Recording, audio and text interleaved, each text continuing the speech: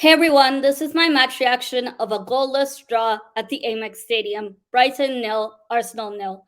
After a good North London derby performance, you would think we would go into this game with similar intensity and momentum, but it just wasn't the case. Our midfield got ripped apart today and suffocated by Brighton. Brighton had a lot of shots on goal, but credits to Aaron Ramsdale for making some really good saves, especially in that second half, making a really good save to deny Mope of a simple tap in. The positives I'll take from this game is we're still unbeaten with this back five, another clean sheet under the belt for Aaron Ramsdale, and we avoided a loss which clearly looked like a Brighton win in that first half. Brighton were the better team overall, but we really struggled as a team. We failed to press and keep up as a collective unit, and we didn't work clinical to take the chances when we had them. We looked a bit better in the second half, but we really looked clueless in terms of communication from the defense to the midfield, or from the midfield to the defense in that second half itself. You know, it was a disappointing performance overall, to say the least. Our defense looked decent. That's something that we know. This back line is something that we're seeing a lot of improvements from previous seasons.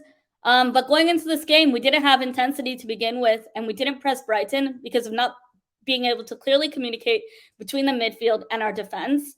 In the first half, our midfield was getting ripped apart, and there was not enough players going forward. Our midfield did not stay in the midfield. We couldn't get a grip of the game, and it showed a lack of experience as we were being held down.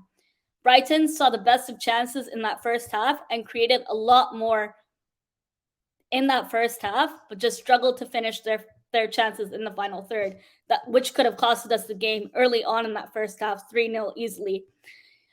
Smith Rowe and Odegaard in that first half itself were really good in possession, but did not seem to want to do other things like tracking back on their runs, which left space in the first half for people like Adam Lallana to get through easily.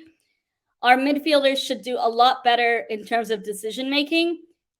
We weren't on par with decision making tonight, and it really transpired on the pitch. This kind of brings into notion how players like Granit Xhaka are integral to a team, especially with the link-up play with Partey and Granit Xhaka. With Xhaka out, Sambi Lokonga just didn't get into the game, and Thomas Partey had to make a lot more runs to cover Lokonga, who was moving way too far out of position. He was too wide to be partnering Partey and way too deep to be offering options behind Brighton's midfield. He was raw off the ball, and Brighton took advantage of it, and they easily saw through. Lokonga made Partey have to cover and make most of the runs, especially in that first half.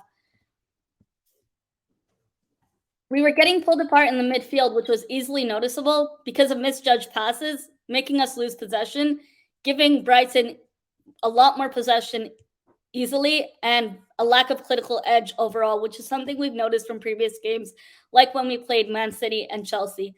But also the fact that we were soaking up the pressure and there was no man marking in the midfield. The open space made it easy for Brighton to continue to press us and be more of a threat, dominating that first half.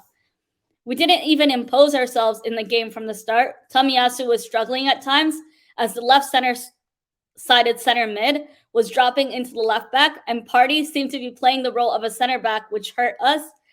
AUBAMEYANG, it wasn't his night tonight, and it looked like we should have brought Lacazette early on as a substitution. Lacazette offered more to the midfield by dropping a bit deeper in these conditions. We tried to get better in terms of pace when Lacazette and Pepe came on as the initial substitutions and build some intensity, but it was way too late as Brighton was already dominating us and ripping our midfield apart. Lacazette made a lot more connections in terms of the offense, and we looked better in the second half than we did in that first half. But overall, it was just collectively we need to be a lot better and a lot more clinical. It was a good month for Aaron Ramsdale, keeping back-to-back clean sheets, except for the North London derby. We saw him keep consistent clean sheets and looking a lot more like a leader and building his confidence, taking responsibility as well in his post-match interview, if you guys saw it. Even when Aaron Ramsdale did long balls through, it was quite hard to reach. And the way Brighton were pressing was top intensity, which we did not get our way through to get around that. Something that we need to work on if we're going to play other teams that play high line intensity football, which we're going to have to face at the rest of the season. Our poor passes since our midfielders were being drawn out of position caused our defenders to do a lot more work than they had to. And the absence of Granit Xhaka today was noticeable, as our midfield was not comfortable enough with the ball or controlling the tempo of the game. And it was just boring in the first half because we weren't really doing much. We were seeing a lot of the same flaws from previous games transpired on the pitch tonight, which is what frustrated me the most. It looked like some of our players were not even trying. I'll give credit to Gabriel Smith-Rowe in the second half and also Ben White. Our defensive line was good, but our midfield was really, really poor today, and that's where most of our problems came from. Brighton didn't make it easy for us as well. I'll give them credit. They had high-intensity pressing, and our performance overall was just not good enough. We were being inconsistent. We defended well enough to keep the clean sheet, take the point home before the international break, but Brighton were all over us and just waited to press us and tear our midfield apart. We were not in the position to win the ball. We were always second to win the ball through or second to make touches and passes, but Brighton just controlled the game, really had the tempo and the intensity in them, and they dominated that first half. AUBAMEYANG didn't really help himself. He was trying to do flick back passes, but he wasn't really looking at who he was passing to, which goes back to poor judgments and not being clinical enough in terms of your decision making. Easily giving the ball away to Brighton, making them have easy shots on target, which we could have prevented. It's safe to say that we were being drawn out of our players being drawn out of position and getting Brighton's wingers a lot more dangerous as our fullbacks were isolated one-on-one. Brighton had two players up against one of our players, and they seemed to be a lot more dangerous. I'm disappointed overall, as there was no dynamic and no intensity from us.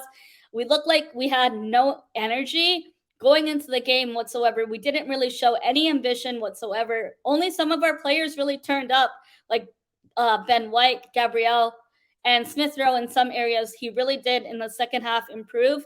We couldn't handle Brighton's press, and I'll take a point from the game. We could have easily lost, especially in that first half. We would have been 3-0 down.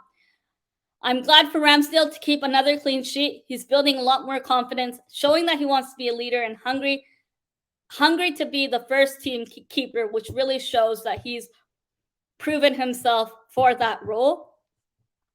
He made some crucial saves in the second half, especially denying Mopé of that tap-in goal, which would have costed us the game.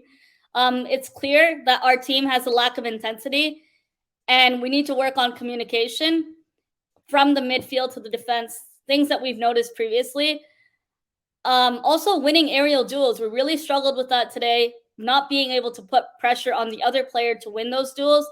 Now that it's the international break, I really hope we can address these issues and try to improve ahead of playing Palace and Aston Villa moving on. I hope you guys have a great rest of your weekend. Take care, and I'll see you all later on the next match review.